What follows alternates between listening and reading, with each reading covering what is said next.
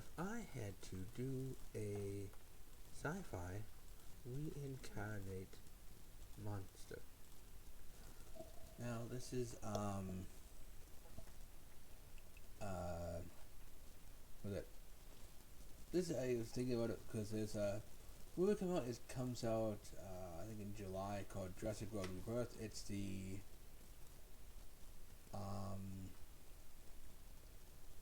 it's basically the next one in the franchise, I guess. You know, they did Jurassic Park 1, 2, and 3, and then they kind of rebooted it, but not really. I guess it's kind of it's kind of weird than they did with Jurassic World. And then I think it was Dominion and Fallen Kingdom. And now they're doing Jurassic World Rebirth. I'm thinking that they want to have a new cast of characters instead of having not Hugh Grant. The dude with the hat on, he's like, a raptor can do this really cool shit thing. So the kid's like, I'm not afraid of raptors. He's like, you better be afraid of raptors, kid. Or something like that. Sam Neill. One of the two. And then I was a Sam guy or something like that. They also had Jeff Goldblum. And the original guy from Jurassic Park, who did not bring in Jurassic World at all, which is a shame. It's like, he's the one who said, welcome to Jurassic Park. And he also did all this other stuff. And they're like, do we need to hire him again as an actor? Nah, we'll just add some new people in. Oh, okay. I just got news that that old guy that said welcome to Jurassic Park had died. Yeah.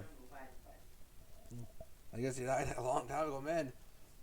It's like a lot of times I don't realize. I'm like, hey, what happened to this guy? Like, oh, that person quit acting. Or that person died. I'm like, oh man.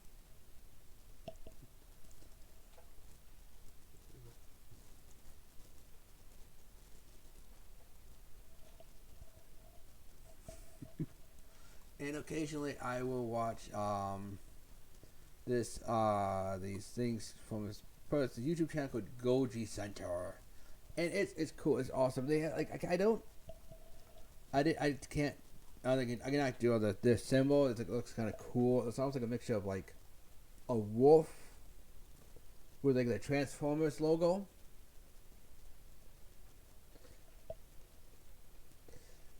I think because goji berries are also known as wolf berries.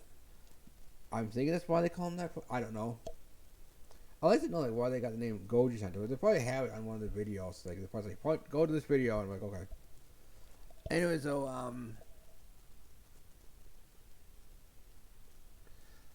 they'll analyze like different like movie monsters, especially the ones that are supposed to be based on like the Jurassic Park franchise, the Godzilla/Kong franchise. This is they also did other ones too, like the White Spikes from Tomorrow War and Death Angels from Quiet Place. And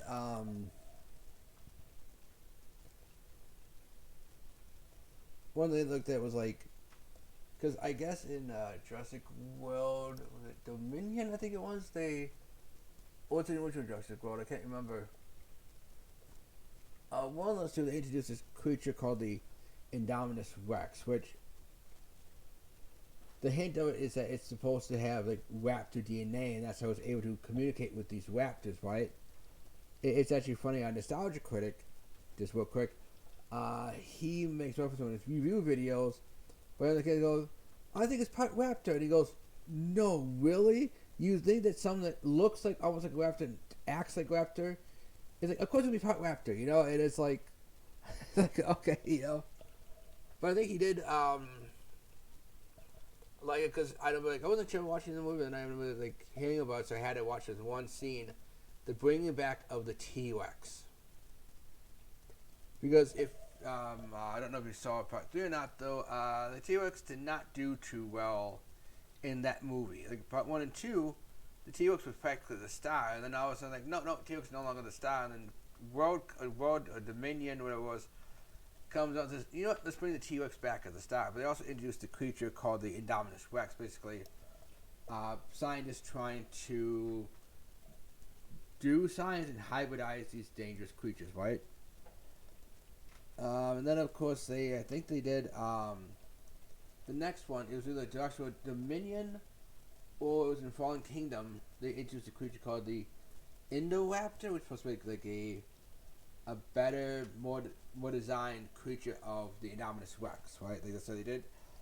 And Goji Center basically did a Indominus or an Indoraptor 2.0. They take what they liked about that creature in the first or second whatever film it was in the World Series. I think the second or third, I should say. They took that creature and they're like, you know what? We're gonna make it cooler. And I guess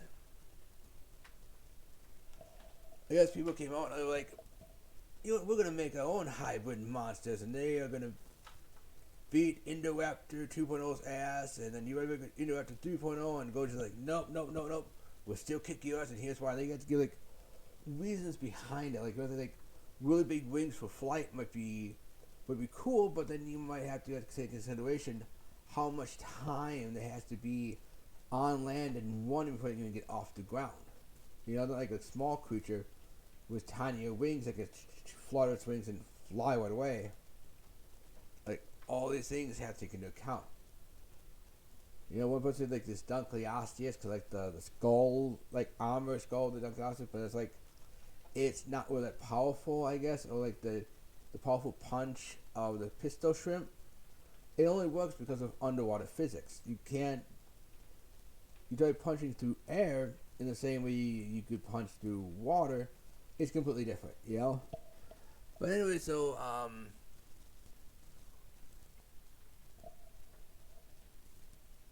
sorry. I found these are the main traits people look for, right? They want it to be monstrous, like 500 to 1,000 feet tall. Like, look at, like, the Godzilla monsters, the Kong monsters, Cloverfield monster, which I never got into it because it's another found footage film. I'm not really into found footage mainly because of the fact that I have walked and filmed, I mean ran and filmed videos before, like amateur videos, mind you, and I'm not swinging the camera all back and forth like a madman. It's like, really, like who do you have behind the camera? Like, why can't he keep the camera steady? I don't care if it's a Blair Witch chasing after you or a Paranormal Activity ghost or whatever going after you. You keep the camera steady. You have some level of professionalism when you're filming an amateur video.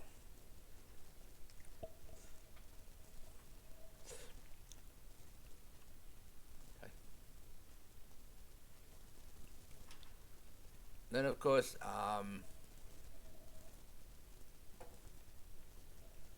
they make it be a little bit more predatory, like the design, which they take like the predatory animals and creatures, which I would do have some there listed down. I think all the main ones that do basically for like the hunting and killing aspect. You know, they make them highly intelligent.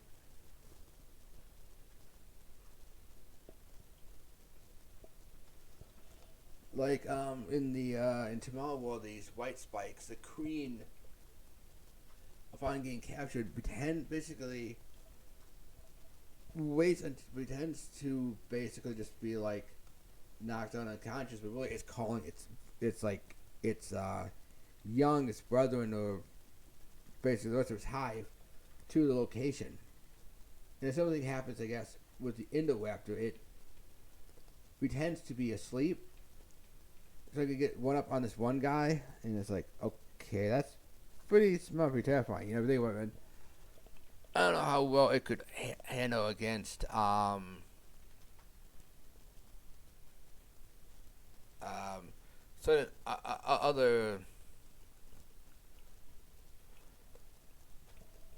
characters. Like, how well? Actually, my question right now would be, how well would Indoraptor deal with, I don't know, a scientist with anger issues? Just throwing it out there.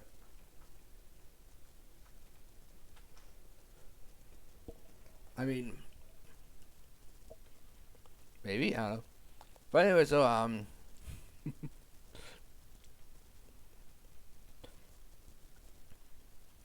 sorry. Then of course it also has claws, because that's like the big thing. If you want to go like claws or something, other attacking weapon, right? Like then also you want to give them venom because of course they usually give them venom, and then of course they usually the DNAs they use are T-Rex slash Raptor. So they use both. Like have like the imposing side of the size of T-Rex, but the cunning and manipulative nature of the Raptor. And then of course they have the another one they usually have like a shark DNA. Okay, I didn't put it down, but Medic Shark slash Mosasaurus, a Megalodon, which is another, I guess another type of shark DNA. And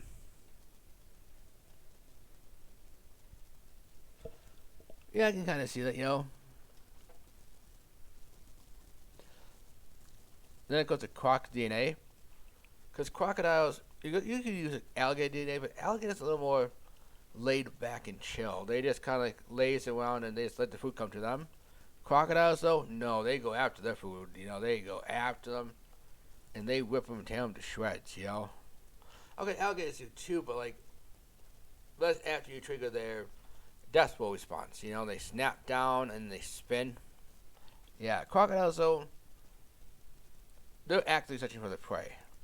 And then of course the cobra, because let's face it, man, like if you're gonna give venom, most likely you're gonna give cobra venom, because usually it's the cobra that's like, oh man, it's so cool, so awesome. And yeah, they usually favor the size between 500 to 1,000 feet.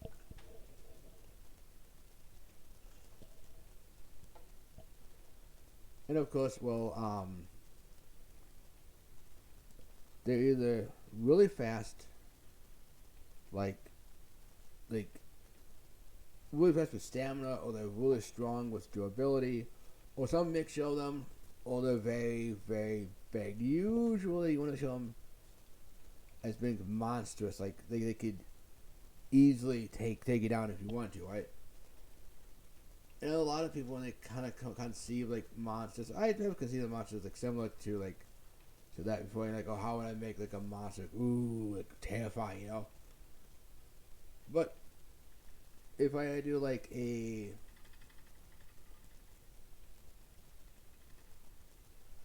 Sci Fi Reincarnate Monster, like let's say, I don't know, let's say that if I was like a character in these Jurassic series, now it's tasked with making this new hybrid monsters and using very different animal DNAs. Well, I think I would do it like this. Okay, just so you know, I'm not gonna. I don't know. I try to draw it out, and I try to manipulate images because the drawing wasn't really that good, But if I'll just write it down. Okay.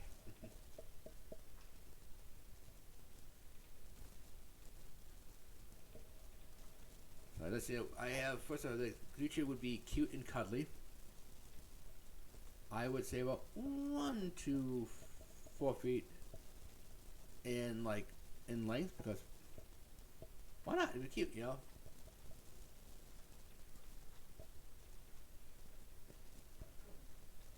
I think it has to be omnivorous because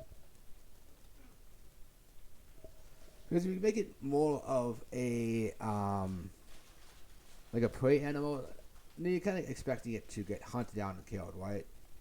Omnivorous animals usually have like some kind of edge because they might eat. They will eat other animals, of course, but they will also eat like plants, and they also have like the adaptation to kind of I'm thinking of to maybe scavenge and basically be able to hold their own, like more so against bigger predators than a strict prey animal that can only run away. Which to me, just real quick, fear is a negative emotion. Its opposite, anger, is a positive emotion. Because how I see it is that fear makes you run away from something. Anger makes you face it head on. And so to me, it's like when people think of like anger as being a bad thing. I think it's like if you have too much anger, or if you can't control your anger, then it becomes a bad thing. You know, it's just like anything. You know, that's just my personal opinion on that. You know, I then have also on here. I think it should be curious.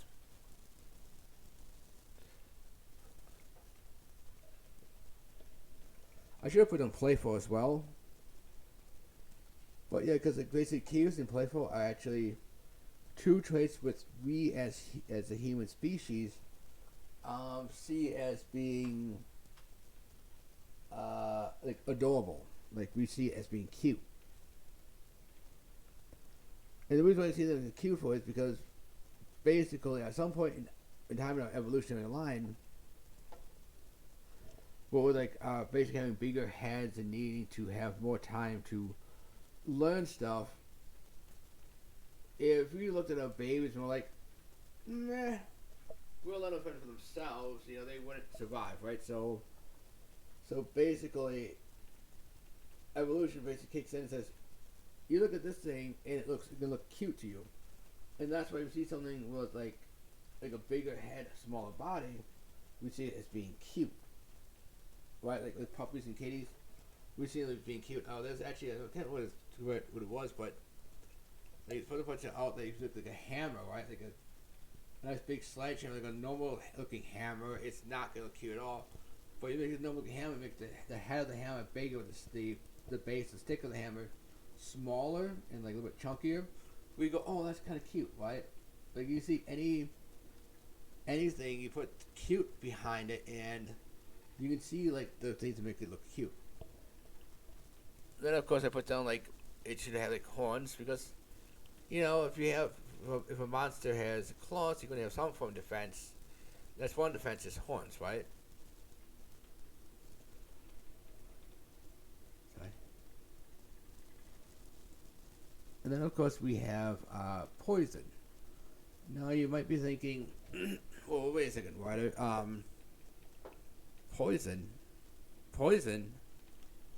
Didn't you just say that it was venom just a little bit ago? Like maybe like 5-10 minutes ago? I'm not sure. Actually, there is a difference. That's a saying that goes, if an animal bites you,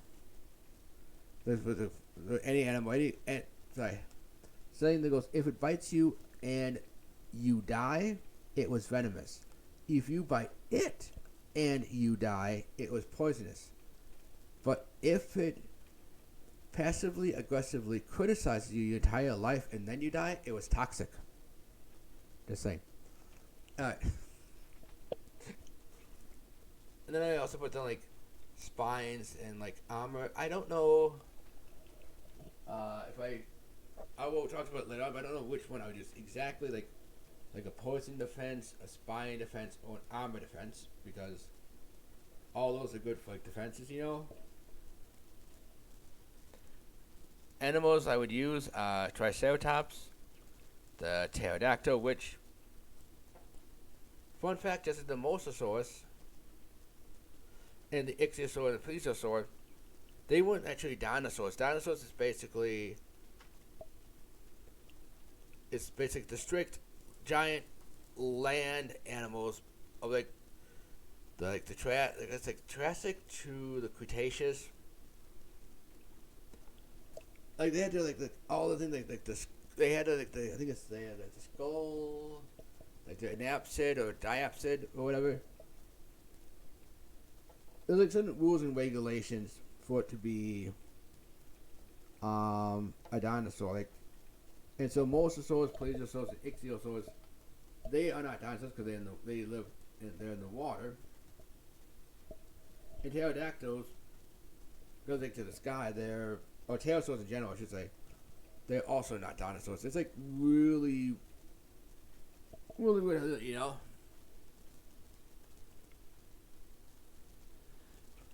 Of course, I would also use the fox. Mainly because they're basically my favorite animal, specifically mammal. Like my favorite mammal is the fox, you know. And then of course the python. You'll find why in a second. And then, of course, these are going to be kind of, I'm not sure if we use all of them. There's one of them, but the hognose, snake, hedgehog, and then the armadillo. And then, of course, might seem weird, but a parrot. Now, oh, sorry, I forgot. Now, I remember thinking, okay, why did the Triceratops and pterodactyls, they were too big, they were huge, and pythons get pretty big too as well. Probably most of them 4 feet, right? Like, if they like, how does that work? How do you make them base? How do you make them be squashed down to that kind of cute and cuddly sizes for? It's kind of weird. Well, there's this little thing, which, looking hypothetically, like science stuff, little thing called island dwarfism. Now, how this works is that actually there's 2 versions of it. There's ocean gigantism and island dwarfism. Now, ocean gigantism is basically when organisms in ocean water will tend, especially they tend to go towards ocean water, will tend to increase in size, which is why you see like whales and like orcas and like squid, and then there's a crab off the coast of Japan, I want to say it is, and they're big size animals. That's because the ocean water basically allows, even dictates it, right? But now this weird opposite effect happens most of the time on islands. It's called island dwarfism. Like there is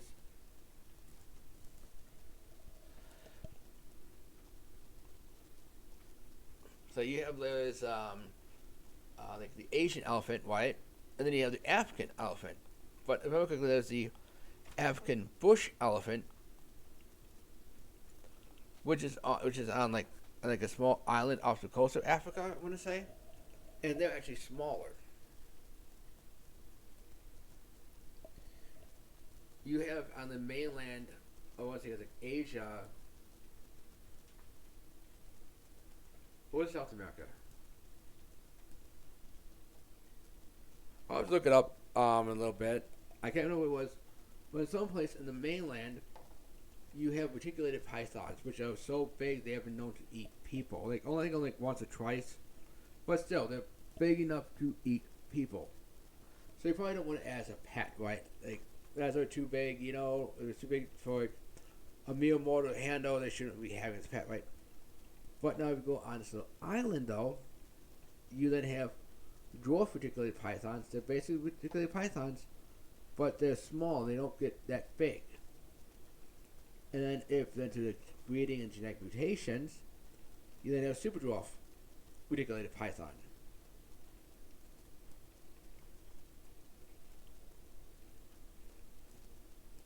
So whatever is in the genetic code of these animals to make on these islands to make them smaller, that's how I would do it with the genetic codes of these so-called these monsters, right? And now, how would it like look? I only have the text on it because, like I said before, I'm not really good at like drawing it, and I'm basically just like all within the span of like an hour or so.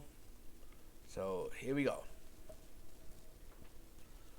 I put down it would have the Triceratops horns because obviously it has those horns. The pterodactyl wings, because of flight. Basically horns to charge as a defense. Wings, of course, to fly away. A fox ears and eyes and tail.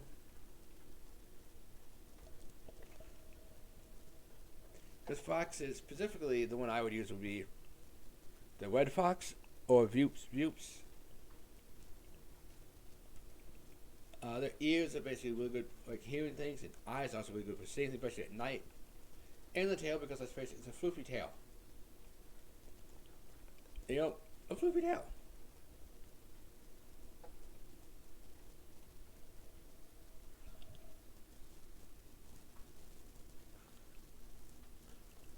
Plus, think the fox can give really good running speed mixed in with the Triceratops' running speed, as well as Pterodactyl's flying speed. Really good stuff, you know.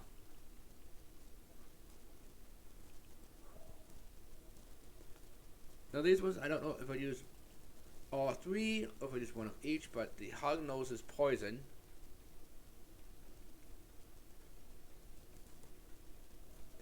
And maybe kind of like the bluff strike of playing dead. I think it's really neat with hoggle snakes is that they don't want to waste their poison on you. They really don't. See, hoggle snakes actually, well, they would use the venom, I should say, because they're both poisonous and venomous. Like I said before, but particularly poison and venom, you know. Basically, the venom is more how they're designed, or basically how they evolved, is that they're more basically they use they strike, and they basically they go after like mice and toads, but they kind of chew on their prey, and they don't use that their venom on you, you know, because they want to use it on their prey. So the other goes called a bluff strike. They will basically pretend to strike at you, but they're not. And it basically makes you go, hey, you know, I want you to go away. However, though, if you don't go away, then they play dead. They go like, and like I saw videos of it before. It's so cute. Them just playing dead. Of course, it's not really cute for them, of course, because they're stressed. They're stressing out, you know. And only then, last resort, will they strike at you. Sometimes they might strike at the frog and miss. And because they're not like potently venomous, like I mentioned cobras and like black mamas or what have you. I guess more like a bee sting venom. You know, like you can stung by a bee, it might just sting a little rash, or if you're allergic to it, but you're high allergic, you could die from it, right? So it's like everybody will vary, right? Then I put down like hedgehog spines, you know, make it bigger, you know, because like that's another one I could probably do, like kind of do a thing. And then of course the armadillo armor. I was gonna do pangolin armor, but I think the armadillo armor would be a little bit better. Like I don't know if I would do all three, or if I would just do one of those three.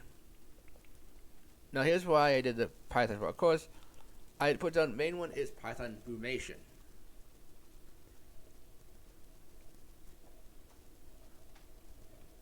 Basically, there's a difference between like pythons and boas, but that's a whole bunch of factors. One factor is that boas will eat pretty much all year round because they're hungry all year round. Pythons have this weird thing where they become basically picky eaters. They don't want to eat anything at all because they just want to be left alone. They just want to relax. This thing called brumation.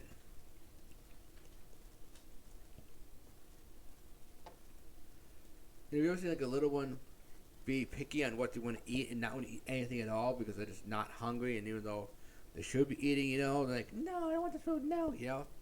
It's cute. So give this hypothetical hybrid creature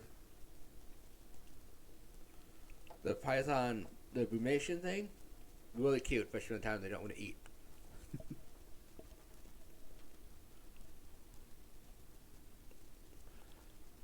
And then of course the other one would be their constriction, right? Like how they constrict prey. Now I don't know if that would deter with like the getting away speed or what the other defenses of it. So if it does deter from that, I'll be like, oh, I can take it off. You know, I can take that part off, and nothing really would be too bad about, you know. And then of course I would put in the parrot DNA for the speech. Like how cool would it be, like this genetic creation, like a lot of human species has some kind of conversation, I guess. I don't know. And then of course I have once again curiosity, because kind of be cute, show be kind of curious, you know, and stuff like that. And then self-determination. But what the word is, basically it's supposed to be like it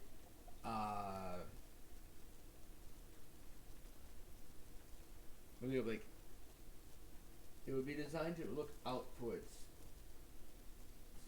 own self-interest and like survival, so that it can live to go another day. Which is why, like, I think that's the best response, you know, because like if you have something that's designed to basically go on the attack, the offensive all the time, it might not have that high of a survival rate, right? But it's something that can like run away or try to like hide or use like other defenses. It could easily let survive a little more, you know. And then I think we're protecting others, you know, like a very small little bit, the desire to basically, especially forming a bond, protect others, you know. And